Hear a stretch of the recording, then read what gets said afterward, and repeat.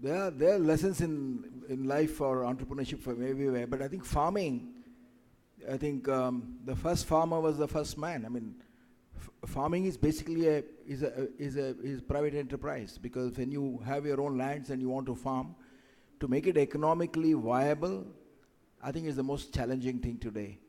It's almost impossible.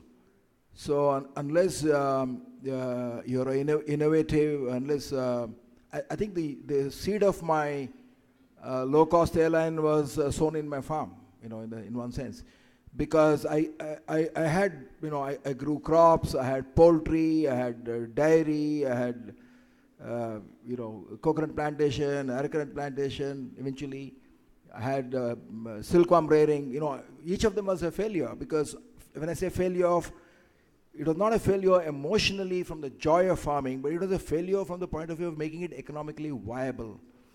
Because it's almost impossible to make farming economically successful in India, especially if you have small farms.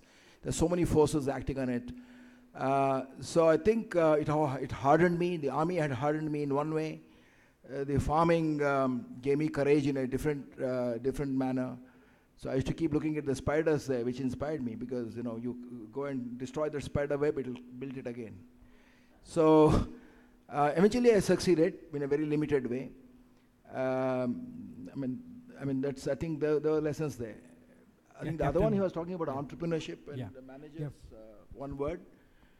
All entrepreneurs generally are bad managers. Especially the founding entrepreneurs are bad managers. But their smartness is to, I think, there are a few exceptions, but the smartness of a successful entrepreneur is to realize his own limitations. The entrepreneur must know what is he not good in. That is the key to success. You must know how to fill the gaps within you.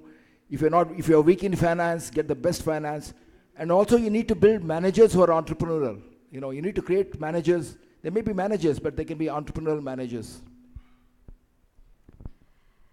Okay, in one line, I want to say the lesson from farming, which is relevant to today's startup, is when you plant a seed in the ground, it's a mango seed. You can't give more fertilizer, more sunlight, and expect within 3 years it's going to bear fruit with mangoes. So today, that's what we're trying to do with venture capital, that we pour in a lot of money and expect within 3 to 5 years you'll get, juicy fruits. So this is what I truly believe. As far as banyas go, I just want to say that actually the message is that today being in business is acceptable. So that whole thing of banyas being the ones who make money and that's a wrong thing and a bad thing, that has changed. But actually everyone is now able to enter business, whether they're a banya or not. So it's not about caste in that sense, but it's about being wealth creation is now acceptable. In the past, banyas didn't have that kind of respect in society. Now they have it. So these are the two aspects. And the third question about why I write, again, I'm saying I write for people like you. Because when I look back at journey of my life, I feel that when I was 17 years old, I understood that my real talent lies in writing. And I shoved aside all the other things, though I went to I didn't take the placement at the end of that course, because I said, if I just go and join Hindustan Lever and do writing as a hobby, within 5 years I'll be my mind will shrivel up. So I took that decision to be a writer, stay with writing, and I put in my 10,000 hours, what Malcolm Gladwell says, and so I could be here today. So I think each young person has that potential. The earlier you get it in life, the better, that message. And lastly, these messages don't have to come only from biographies. The best course we did at IIM Ahmedabad was called Leadership, Vision, Meaning and Reality, where we studied great classic books like Yugantha, like Art of War, like, these classic books, Things Fall Apart by Chinua Achebe. This book is a great book about leadership and management, though it has nothing to do with leadership in the way we know. It's about life in an African village. So reading is the key. Anything you read, apart from maybe, anything you read, I think is great. Okay, as a foreigner, forgive me for kind of getting into this question of caste and background, because it's one of the many things we can't do as foreigners is read caste in the way which many, many Indians do just naturally. However, the reason I want to raise it is I think one of the things that's happened is the democratization of who can become an entrepreneur. because of lowering barrier to entries, because of availability of capital, because of new technology, people who could not have thought of setting up a company before today can. They don't have the family support systems, they don't have the family capital. I tried to assess for my 100 entrepreneurs what their background was, and broadly I thought about a third came from what I call traditional trading communities. Not just Banyas, but Parsis, and my business partner is a Mad Bawa. So, those traditional business would have been in their blood. But with different business and lower barriers to entry, many more people can become entrepreneurs. And often I think education is the key, because it opens up your mind to what is possible. However, and let me just finish on this, it's still very patchy. I believe, and I know to read your book on small town entrepreneurs, that entrepreneurship of opportunity in India is still too constrained into metros, too constrained into people from formal education, too constrained into men, not women, very few Muslims, very few people from the northeast and Kashmir and so on. So there is still much further to go in terms of real opportunity for people who are very naturally entrepreneurial and don't have benefits of where they're born. Yeah, since this is a fest on biography writing, I'd expect some questions about writing, about biographies, and less about the business part of it. Any? No, if someone else is there. Any other questions from? Yeah, please.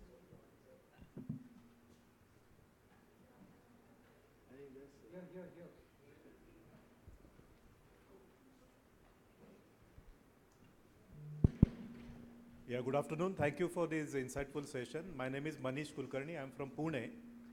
I happen to be in Bangalore on business and I stayed back here. My question, I had two questions, one for Rashmi and one for Benedict. Rashmi, you have written this great book, Stay Hungry, Stay Foolish, which is on I Am Ahmedabad alumni. And today, if you see, after several years, some of them have not succeeded. A case in point is Subiksha. So would you want to write a sequel on why they failed? That is one question. And Benedict, you have written a book on C K Prahalad. I would like your views on that book and what we could take away from that book. Yeah, so I will share with you that actually I am working on a 10th anniversary edition of Stay Hungry, Stay Foolish, where I'm going back and meeting all the 25 people and updating their story, but not, I can't double the book in size, so it will be a concise updation. And as per my, whatever I've studied, about 5 out of 25 companies have failed. But as Professor Jose mentioned, when in search of excellence, the same issue happened. And so people have been asking me, like, what is your view on this? I said, look, I wasn't not an astrologer or a soothsayer, and I said that these are the 25 most successful companies, and success and failure is a cycle, and the important thing is what do you learn from it. Some of those companies have gone to, great heights also, but we need both aspects, and I think the lesson for me was when I wrote the next book, I actually avoided companies which are growing too fast.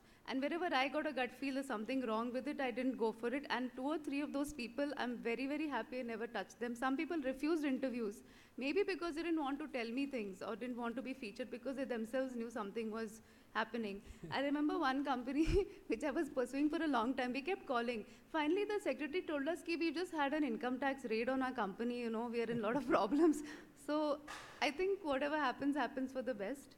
And success and failure is part of life, and we've got to accept both. Okay, rarely does a moderator gets asked a question. So quickly, in the interest of time,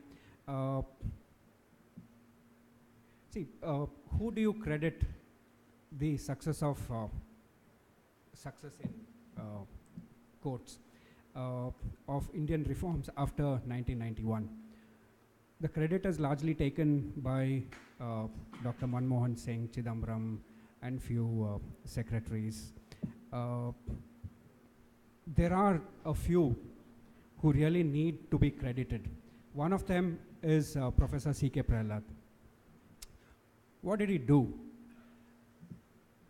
He got a bunch of traditional business leaders, business house entrepreneurs in 91 to 94, and over a period of time, transformed them from businessmen to business leaders.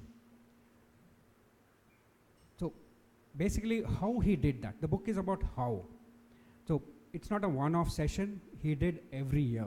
Every year he used to hold retreats for CEOs and the business leaders of 25 to 30 large Indian business houses, and all of them, I think 5 or 6 have failed, especially the Delhi-based.